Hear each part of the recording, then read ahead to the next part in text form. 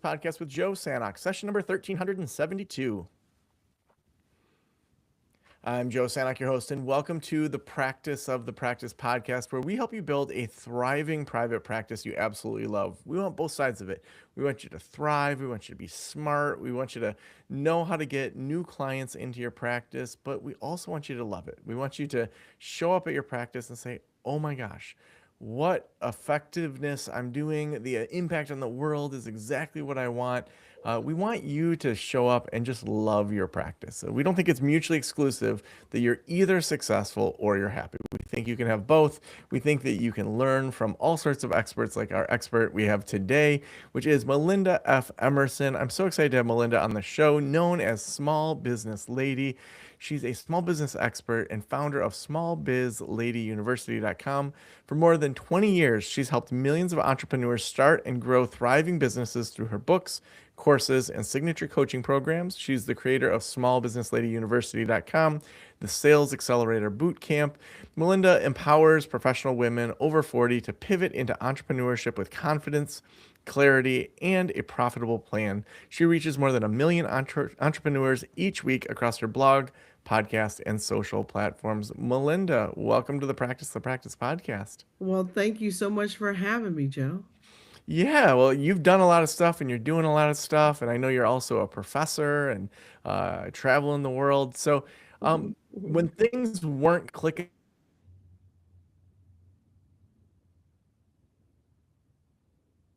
did you move into becoming small biz lady?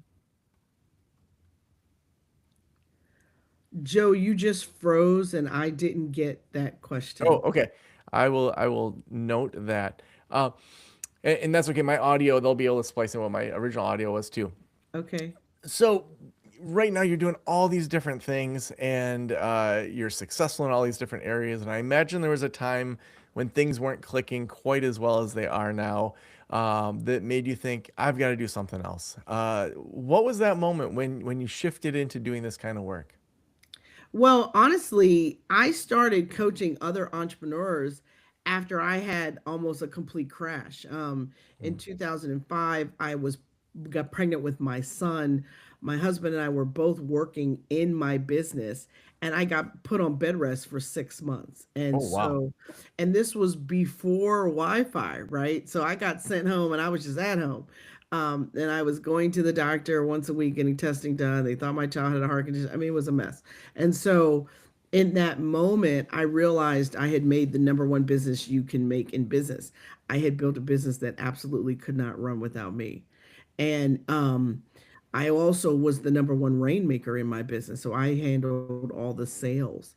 And so those were two, like, almost deadly missiles that almost killed the business. It certainly finished killing my relationship, but that's a whole other webinar, I guess we or conversation we can have. But what I will tell you is that level of stress that I was under to try to save my battleship was really hard. And Mhm. at that time, I said to myself, how can I keep other entrepreneurs from learning this expensive lesson? There's lots of expensive lessons you get to learn in business, but how could I help people think about their businesses differently so that they did not build a business that completely revolves around them? And that's what made me write my first book, Become Your Own Boss in 12 Months. And literally, I thought about if I had to start my business all over again, how would I start it?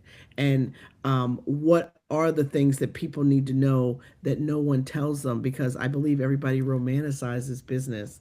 Like everybody wants to be a boss. It's like, Mhm. yeah, okay. Everybody wants to be a boss until they actually have to be one, till they actually have to make hard decisions, till they actually have to, give out paychecks and cannot take one because there isn't enough cash flow for them to take a paycheck, right? There's all these hard things that come up in business kind of quickly.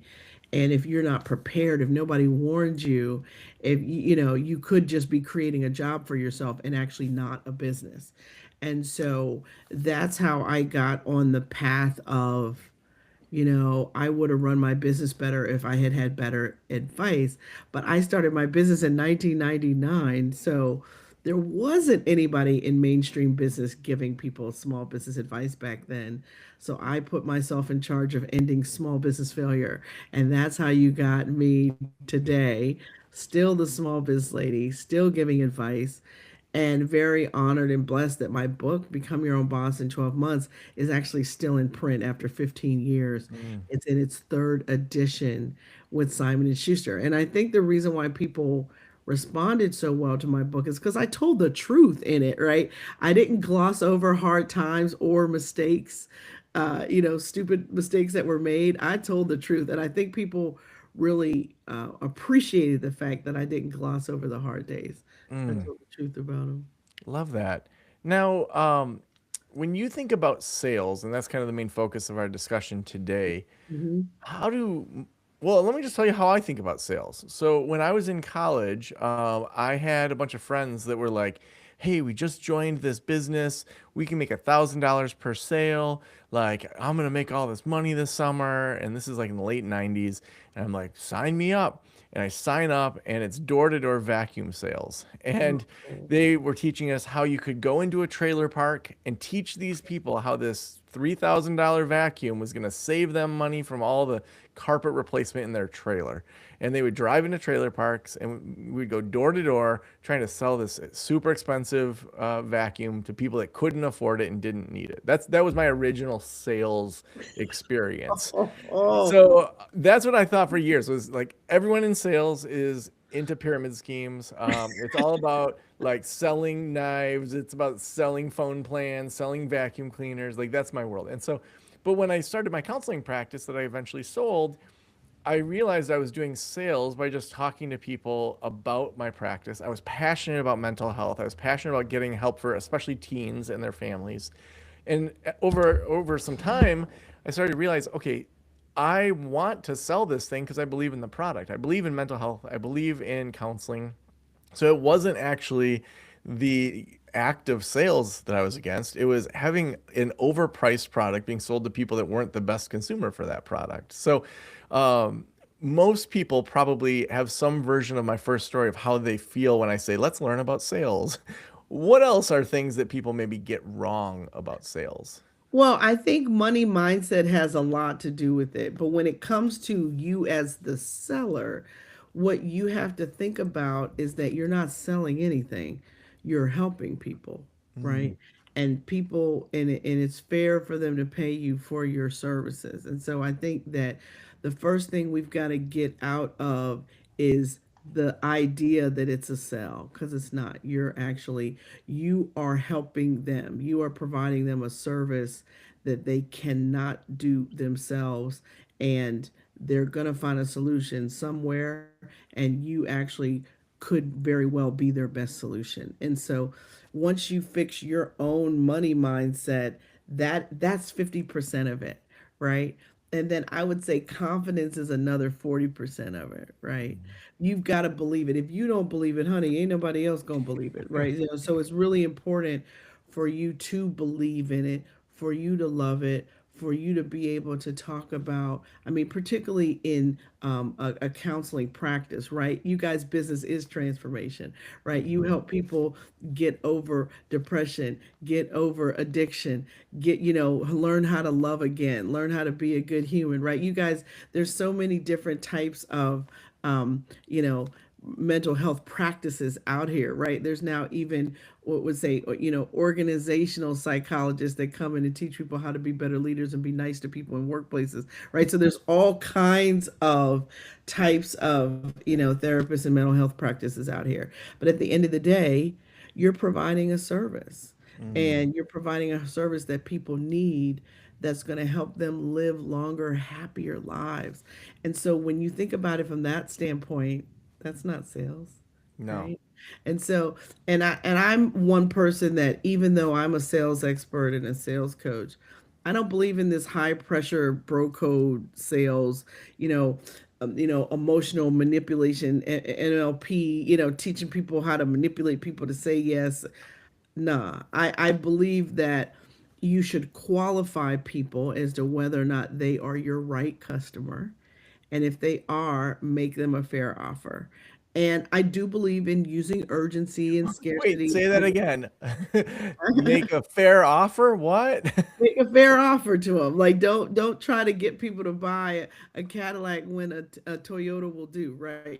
So I think, but I do believe that it's you have to honor your work. You have to honor all those years you went to school to get your degrees on the wall so that you could be qualified to do the work that you do. So you need to do a fair price that's fair to you and them, not just fair to them, right? And Mhm. so you want to think about and then here's the other thing that I love to talk about related to this is that anybody will buy something once. You can only sustain your business if you can get people to buy things over and over again from you, or you can get people to subscribe to things and stuff like that. And I realize that there's been a bit of disruption, in you guys' marketplace. You got the Better Helps and all this kind of stuff out here. And so you guys are now competing with, online therapists doing it for 75 bucks. I mean, that's tough. But the value of ongoing personal one-on-one relationships and building transformation. And so I think that there are people that can respond to online learning and there are people that respond to in-person learning, right? And so Mhm. it works the same for therapy too. There are people that have to get in their car and drive somewhere, otherwise they're going to be distracted looking at their phone doing everything else other than listening to the therapist. So there's still very much a place for in-person one-on-one or one-on-many therapy. So I think that you have to think about, I think AI has changed things for everybody. Mhm. And I don't think that people in the therapy business get to put their head in the sand and pretend like AI is not going to change their business.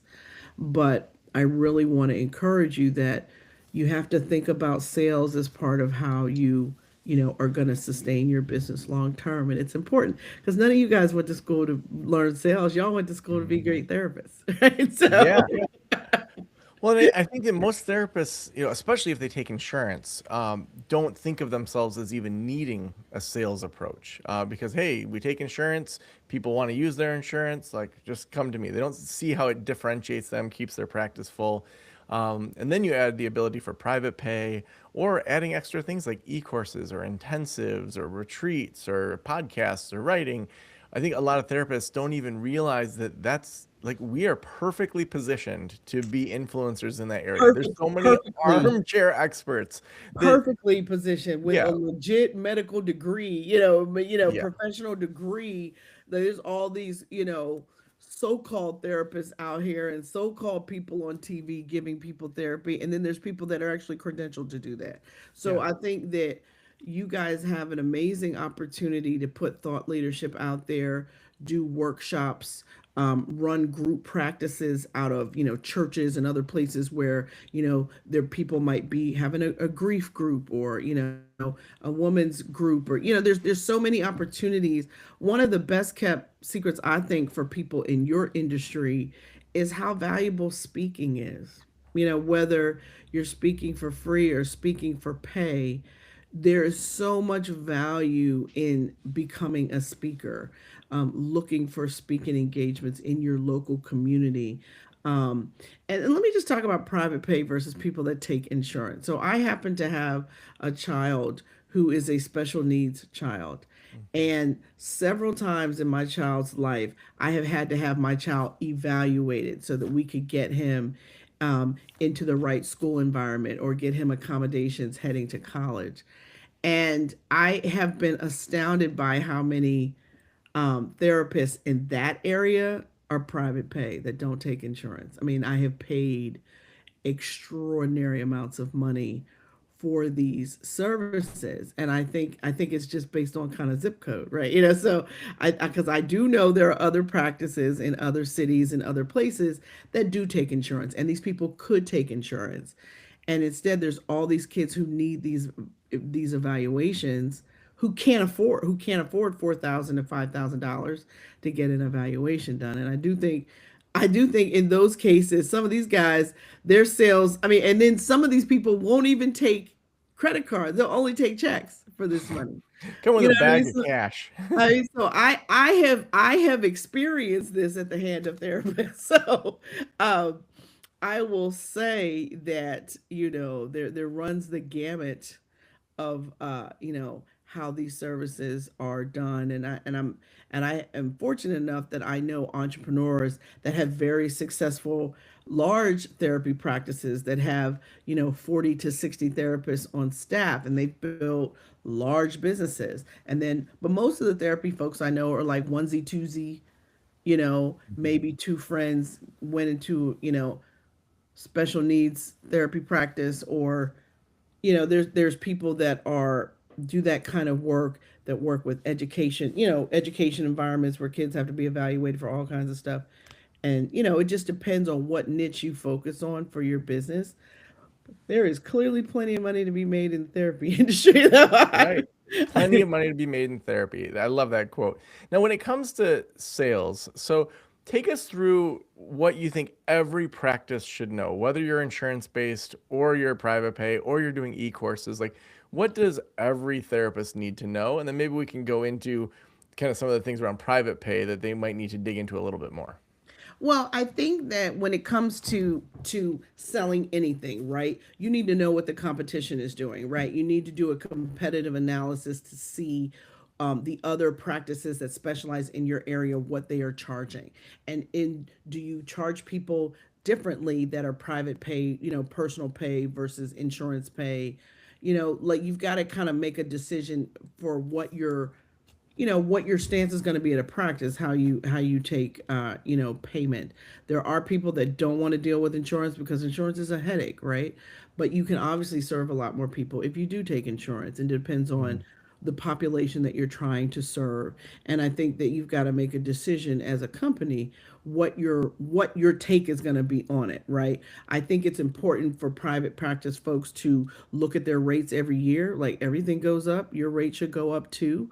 I think if you're going to deal with institutional clients, like if you're going to have, let's say you're dealing with the prison system doing evaluations, or you're dealing with education systems doing evaluations, are you going to set a different rate for volume, coming from a school district or something like that? You've got to kind of make decisions around who is your market, what are you going to pay, and know that just like there are people that shop at Walmart, there are people that shop at Macy's, and there are people that shop at Neiman Marcus, right? So you can be whichever one. Your positioning in the marketplace has everything to do with what you charge.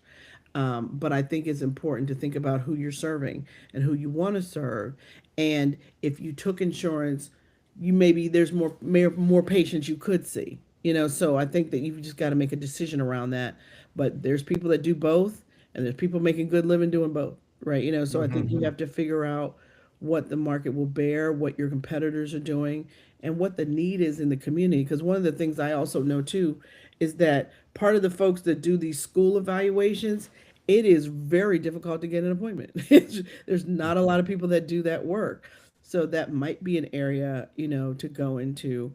But I also think, in those of you that are therapists, also need to look at who are the other people that have your customer that you could do strategic partnerships and strategic alliances with. Whether it's the pediatricians, whether it's the school therapists, like there's other people, there could be pastors that, there are people that need marriage and family counseling.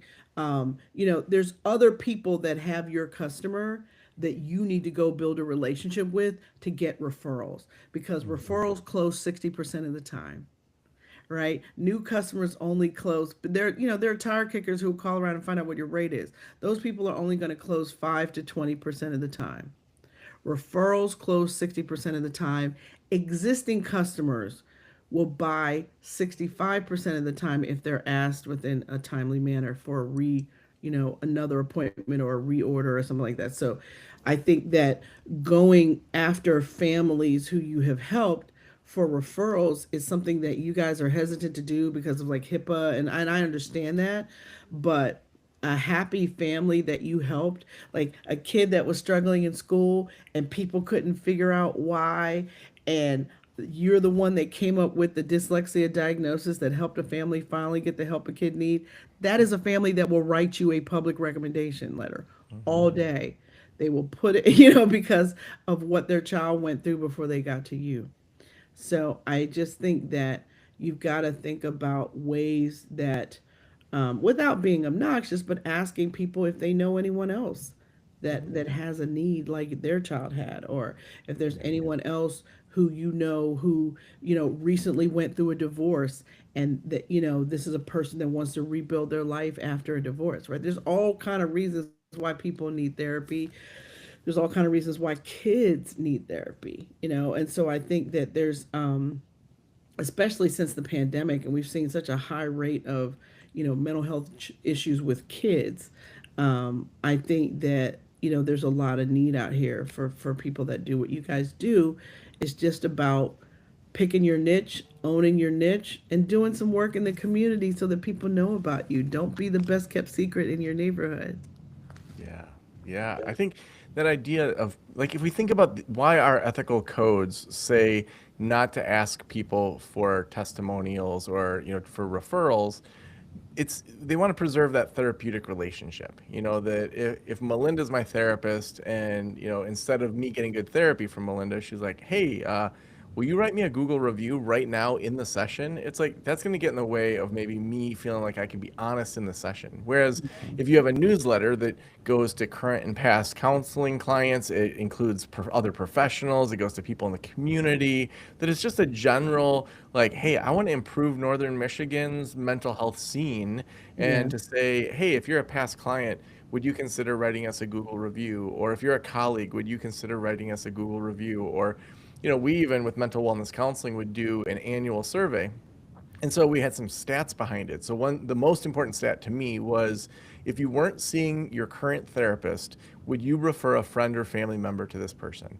Mhm. And we had 100%. So we could say 100% of our clients say, I would refer a friend or family member to see the therapist that I'm seeing if I wasn't seeing them. So you can do these big picture stats also. It doesn't just have to be like, I write a review for Melinda if I'm not comfortable with that. So Sure. many creative ways to do that. Melinda, I want to shift into our assistants. So, virtual assistants, front desk intake coordinators, people that aren't therapists, but they're managing intakes, they're managing getting people on. They're often the first line of communication via email or maybe, Sure. via a chat bot or via like phone.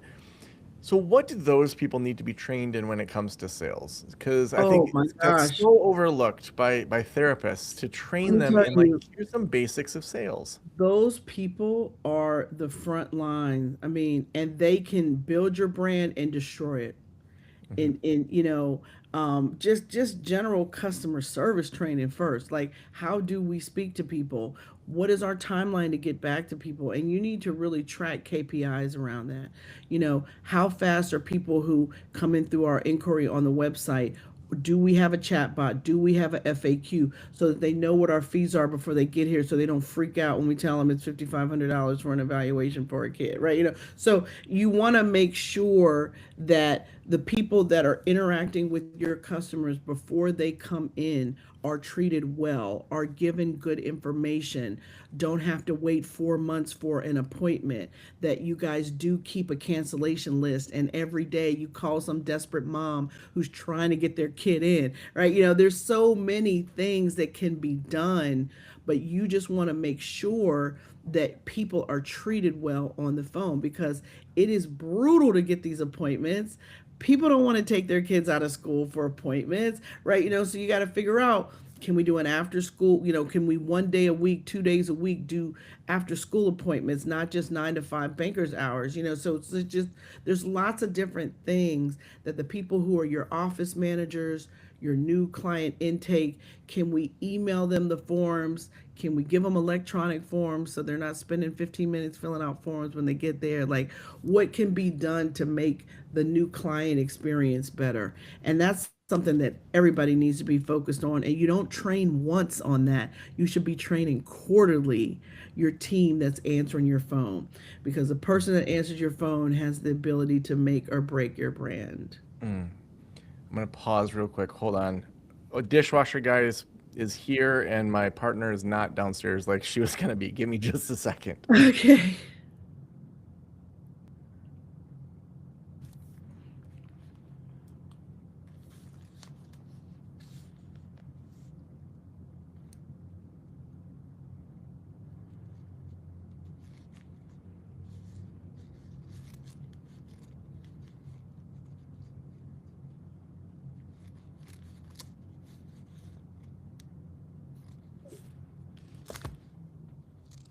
Sorry about that. No worries, no worries.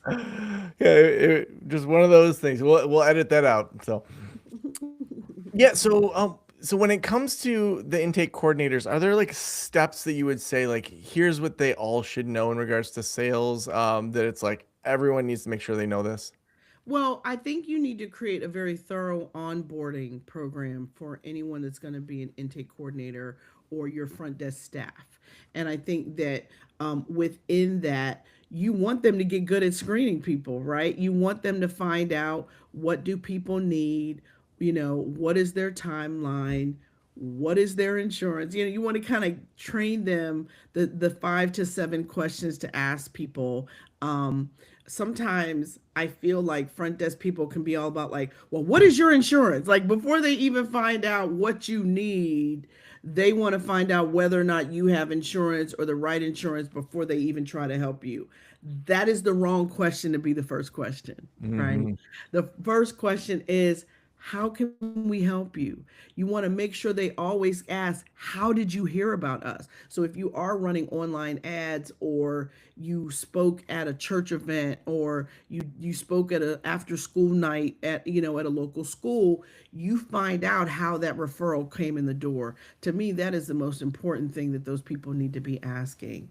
And then then it's like, well, tell me what is, okay, so you're having a family issue, or is the whole family, you just want the one child to come in, or are the parents, is this going to be family therapy or just individual therapy, or do we need to schedule for the child and the parents separately? Just like have them have some decorum to try to understand what the person is looking for, so that they can give you a briefing document, so when you follow up with this family, you can understand what's going on, and not necessarily taking people back through the story, right? You got to make sure that good notes are taken, good questions are asked, so that you first, even if you're not the right service provider, you want to be able to give a referral for who is.